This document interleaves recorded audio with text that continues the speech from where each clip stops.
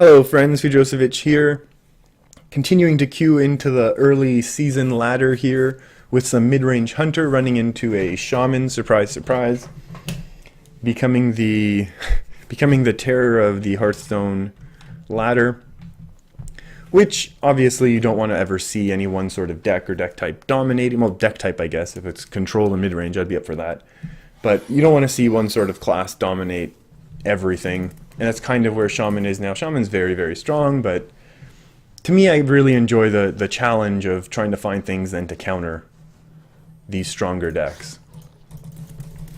And that's why in the past I've played some more creative decks, which didn't work out for me, and that's a great top deck because we love playing 1-drops on turn 1. And it looks like we'll have a decent enough curve now into 2 if we have to coin out this on 4, or on 3 I mean, our 4-drop on 3. That'll be okay as well. And the mid-range Secret Hunter is supposed to do a decent job against the mid-range Shaman because mid-range Shaman runs 0 healing, and there's just so much difficult damage for Shamans to remove here. I mean, if you're going to have to use something to ping off this 1 and then another removal for the 3-2, or if the 3-2 actually gets a turn to attack, you're doing a little bit of face damage, you sprinkle in some steady shots. Save a freezing trap for if he gets a nice 4-mana 7/7 off, and you're basically off to the races here. And this is turning into an incredibly well thought out turn 1. And he's going to be able to get a lot of my minions here with this 1 card, but at the same time he's going to be taking a lot of damage as he's doing this. And now we really hope that there isn't also a lightning bolt removal here when we play Kindly Grandmother. And if there is, or if there's the 1-3, we're kind of sad. Ooh, Barnes. So now we are not sad at all about having to coin out on 3 into 4, and I definitely think we go into Barnes, because if we hit a Savannah Highmane or a Ragnaros, which is where this deck tops out at, we're very happy. And even in this situation, if we Barnes into a... Are you really going to do it that way, man? I'm up for that. Yeah, I'm totally up for that. He wants to race already? Now we definitely want our discounted secrets. We just freezing trap here and just go face, and this guy's going right back to hand, and he's going to be 5 mana, deal 2 damage. How much can I afford to take? If this is a very aggressive Shaman, how do I win this? If I freezing trap, I still think Barnes is okay here. Let's go Barnes here. There's so many good things in my deck. Free secret. Free secret. Oh, that's okay.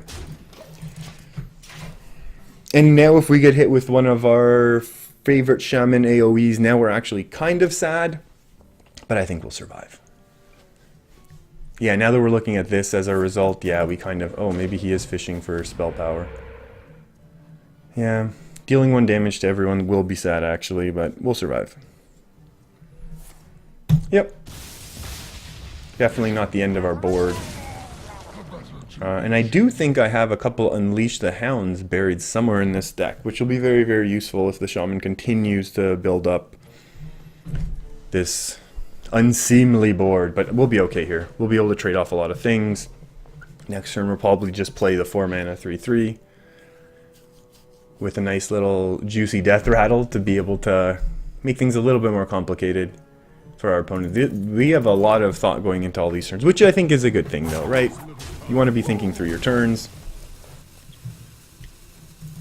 But some of the plays so far I think have been relatively straightforward. Obviously we don't know what else is in hand. But early on, I don't know that these turns really warrant quite so much. How do we want to do this? We don't want to go Secret Keeper or anything. I think we just go here. Take out the 2 damage. We'll leave up that. Can't deal with my board with what he has on board. And we're okay here.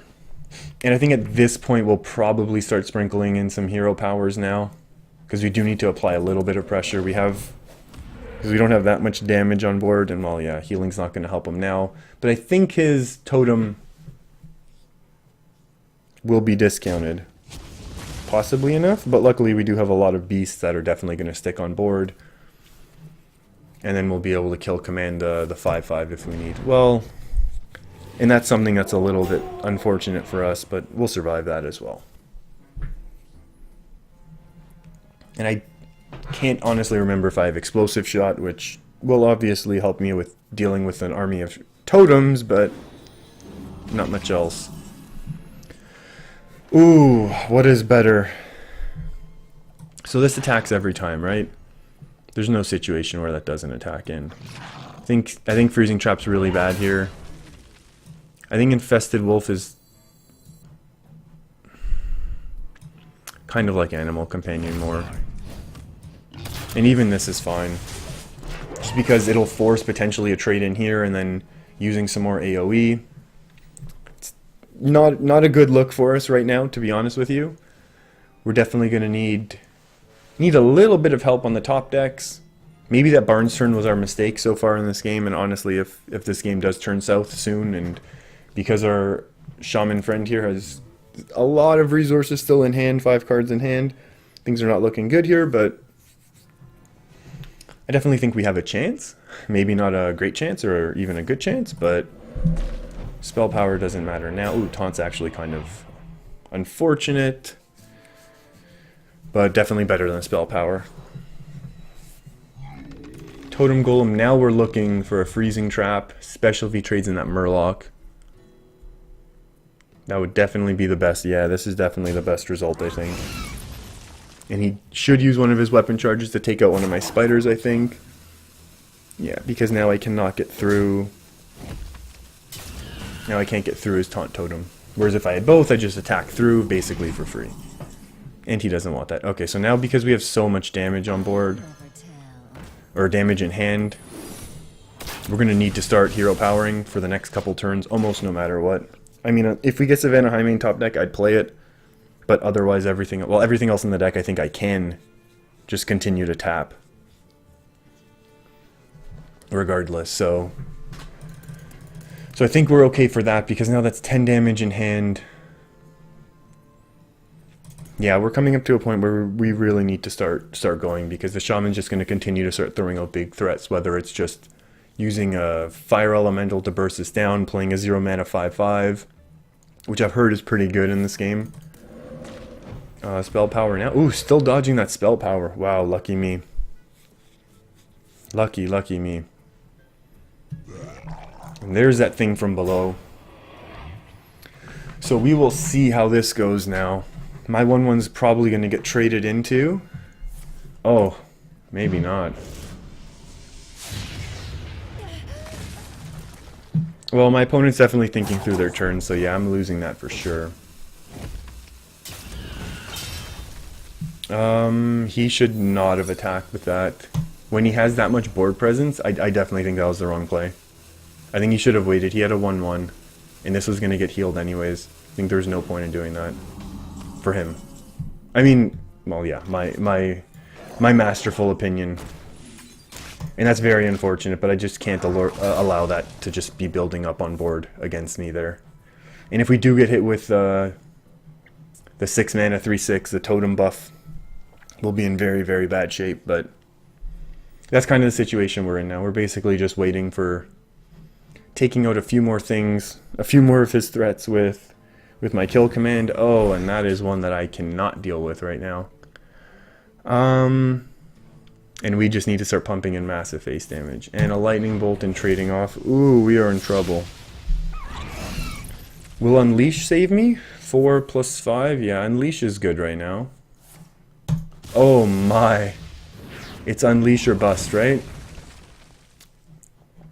1 out of 19? I don't remember if I have 1 or 2 in the deck right now.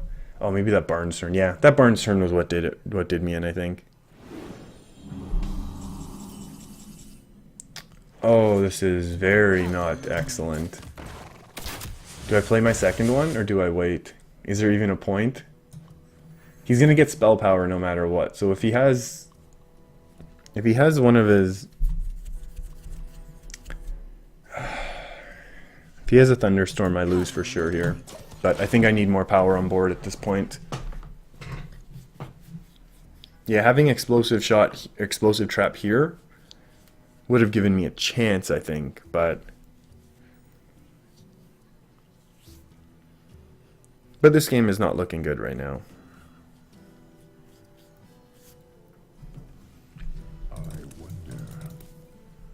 I wonder too, Thrall. I'm not sure what else I could have done other than that earlier turn. Oh my, is that the game? That's 10 plus... Oh my. Oh, plus 3. Oh, 3 plus 5 is 15. 15, 7, 20. Oh, yeah. This is 1, 2, 8. 8 plus 15? What's 8 plus 15 nowadays? Yeah, that means I'm going to lose next turn no matter what, even if he trades in, which I think I would do as well.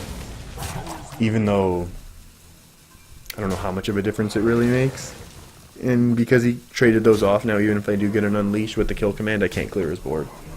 Which was smart for him. I don't imagine... I mean, I need to top deck Rag, and then Rag needs to hit Faceless. That's basically the only option I have, right? Taunt is something. Do I just go face?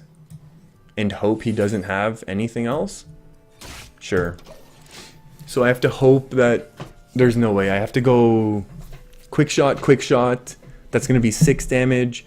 7, 8 is going to be hero power. 8 is going to leave him at 3. There's no way. Woof. I totally lose here no matter what. So yeah, quick shot, quick shot. Oh, that's lethal. Oh no, it's one off. I wonder if he trades.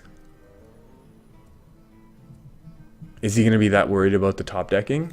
He has to trade now, right? Trades in the 7-7. Why miss 7 I guess it doesn't matter unless I have a crazy, ridiculous, obscene something turn.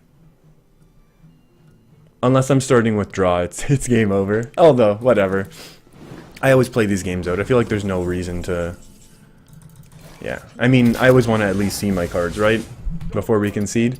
So, thanks for hanging out, everyone. Sometimes you take these losses, and that's fine, even though I think I started this off by saying that this deck is somewhat favored against Shaman. That's okay. Sometimes you got to take your losses with your wins. And I try not to get too upset with that, because it's going to happen.